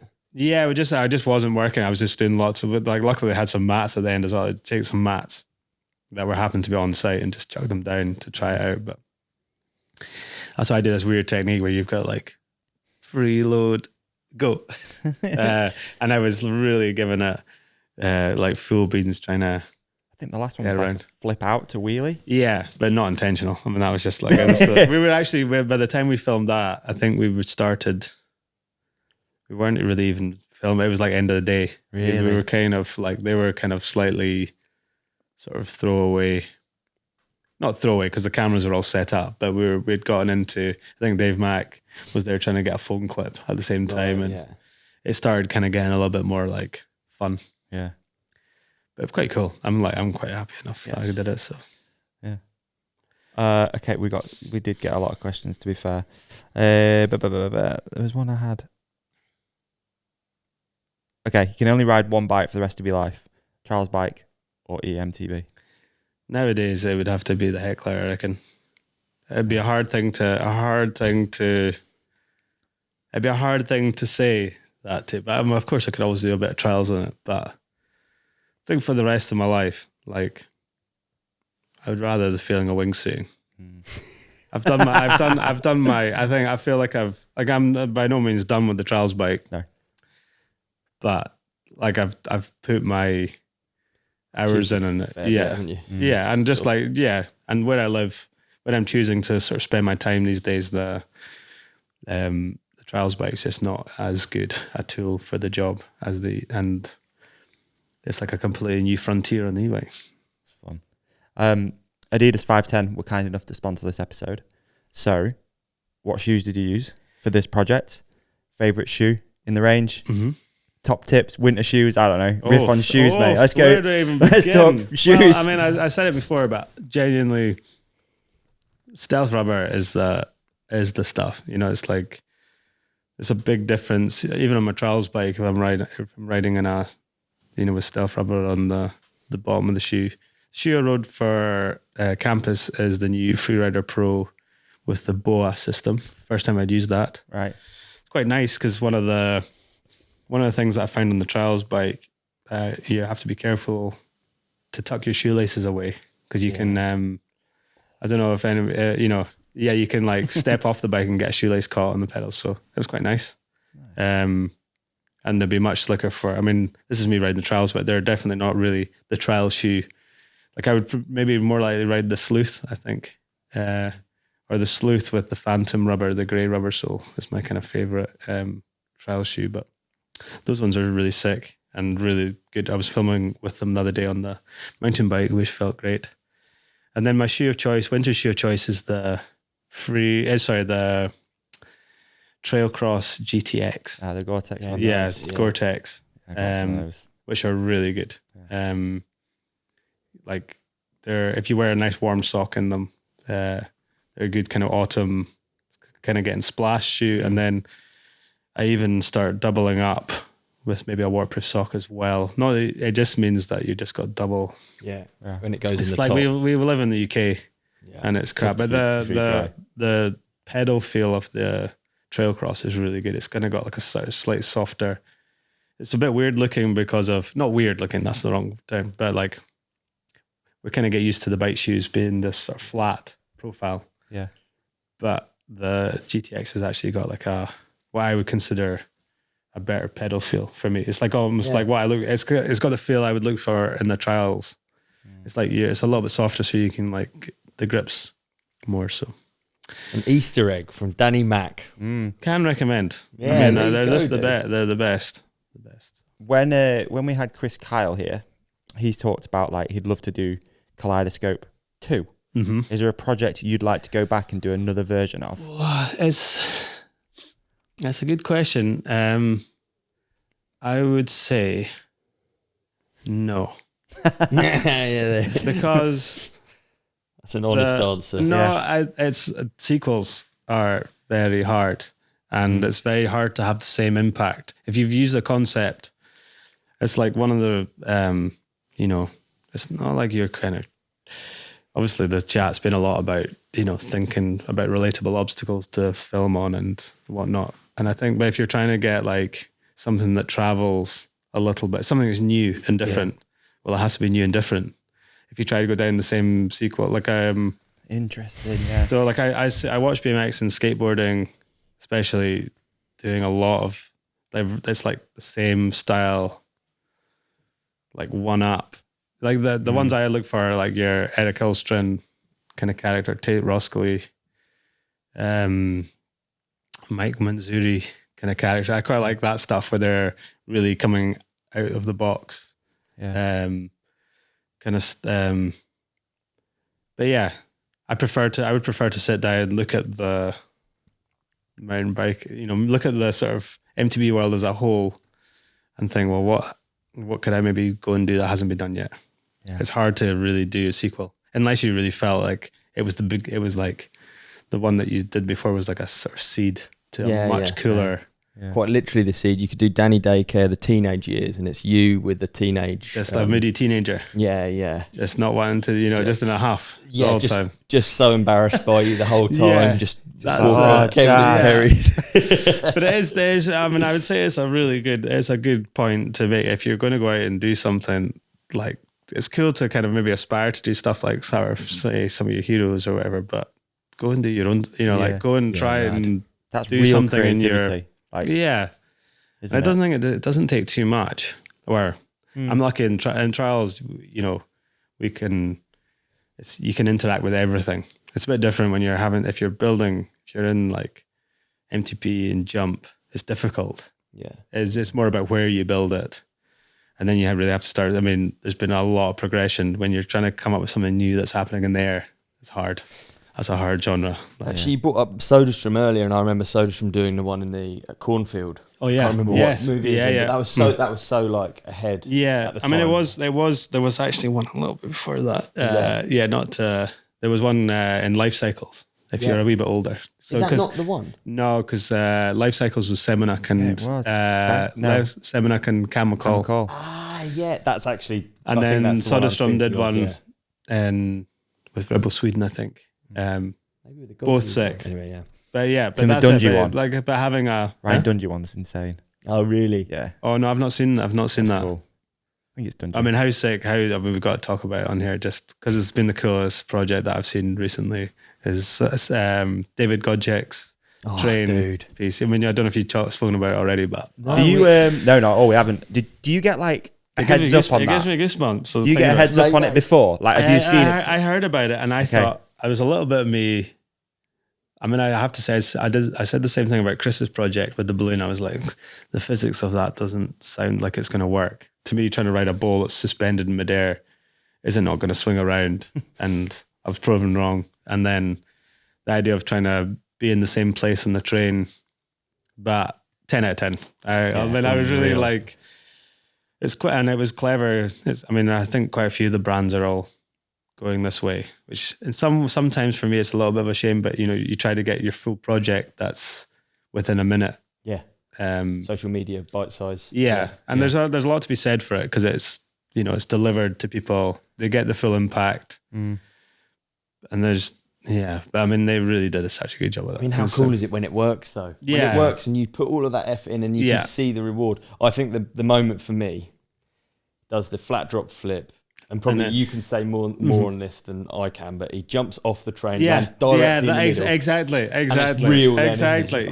Yeah, no, honestly, it was like, you know, I mean, the last sort of project that made me think like that was, it was something like Robbie Madison's the water. motorbiking on water thing. Yeah. I remember when that was, there's been a few that come out that are like, oh yeah, dude, that imagine was the sick. stickman drawing for that. Yeah, with waves and stuff. Motorbike, me, arrow. It's so sick. It's so cool. So yeah, it's trying to. I mean, it's cool to. That's the cool thing. What with is, builds. I had a voice note of a friend, motocross guy, Jamie Squibb, who was asking for some reason. Who was like, was that Einstein's theory of relativity, like the train, or was it something else? There's another one which is like a famous theory. Would it not be like? I can't remember what he said. Would that not be just like Newton or something? This would be more. I think it'd probably be like in the more middle Newtonian of all of physics. I would say that one. It's a bit more basic. I think Einstein's a little bit more like, is he not more in quantum? Yeah. Yeah, like, I don't know. It was just an interesting, like, what is it? What was going on? Like, yeah, it's mad. But I mean, even when you get a road bike on rollers, there's something about it I watch and I'm like, oh, how can you balance? Like, there's something about it that doesn't make sense to me. I'd love to talk to him about it. Like, have you spoken to him about it? No, he's not gone, Einstein. long gone, mate. Nah, not Einstein. I couldn't hold a conversation with Einstein. I struggle with you guys. Yeah, so Have you spoken to Godziek about it? No, okay. No, I don't know David so well. Okay. I know Simon well. They're class and been pushing it for many years. Yeah. It's cool. Is there an athlete you'd like to collab with? Oh, that's a good question. Is that really yellow wheelie or whatever? Wheelie yellow. I mean, honestly, wheelie yellow. Wheelie yellow. Yeah. Bloody right. I actually did think that, honestly. Sure. Collabs are hard. Yeah. I think it's easier. It's one of the things. I think it's harder to, if you were looking at sort of, it's more difficult to get the same impact, I think, doing a collab than it is trying to get, unless it's done really, really neatly. But if I was to do a collab with anybody, don't know. I sometimes think it'd be cool for like Semenuk and Candide to do something. You know, like Candide. Yeah. Thora, is it Thora? Yeah, he does the. He's kind of like. I just love the way Candide operates. He just. I mean, Semenuk's kind of same. You know, you don't really see much from them. In the meantime, and then they just fire out with a total banger, and then disappear for a while. Don't say anything about it. You know, they're not there. They're not there doing interviews, you know, press things around it. It's just like Fabio's a bit like that, I feel like. Fabio just pops up with a banger. Exactly. Yeah, just like, here you go. Well, his first viral video is literally it was a Candide remake, wasn't it? Like when he was getting chased by the police, the first one, I think he did some really cool, like POV. Yeah.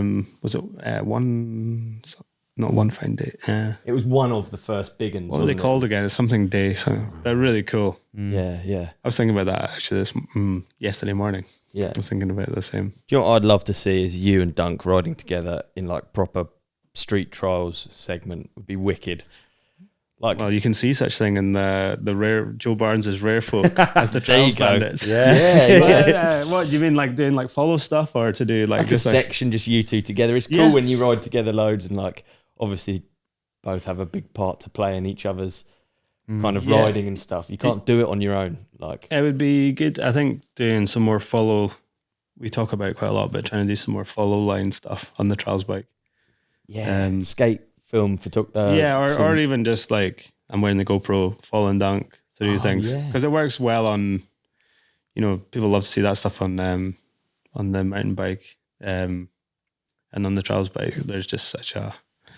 There's a lot of low hanging fruit in the Trials world. There's not as many of us out there doing what we're doing, so could just cut around along a few rails, whatnot. Yeah, I'd love to see more of it. Heckled by some grannies. For sure. Wicked. Well, thanks so much. It's been fantastic. It's been amazing. Enjoyed it. Yeah. Super stoked to finally get you on here, dude. And thank you. Honestly, thank you for coming down. It means a lot that you've come all the way from Scotland to come and do this. We've got some zines to give away. We've got some zines to give away. Yeah. Some nice. some Campus campus zines. signed zines. nice. That's right. Thrown Yeah. signed in on the end, but we'll figure it out. I'm not sure who's going to sign them. They will be signed by someone. They'll be signed by someone. yeah. So to win, we've got 2 to give away. Yeah. 2 signed zines. We're just going to go in the comment section and pick someone at random. So just leave a comment on this video. If you're listening on any audio platform, head to YouTube.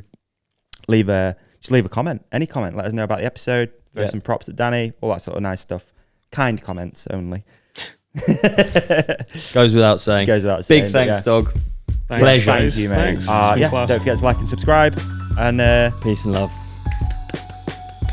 mate, what an episode. Brilliant. I thought you were really great, Davey. Mate, and I thought you were even better. Thanks, dude. Better Thanks, than dude. normal. Oh, cheers. Hey, how about we tell our lovely podcast community to hit subscribe here. Yeah, Click on the video on Ollie's face. that's right. Click on the video on my face. Yeah. And follow us at The Ride Companion on Instagram. They can like and comment as well. Please do. I'm going to try and get this energy and I'm going to bring it into next week. Let's fast forward to next week's episode. Done.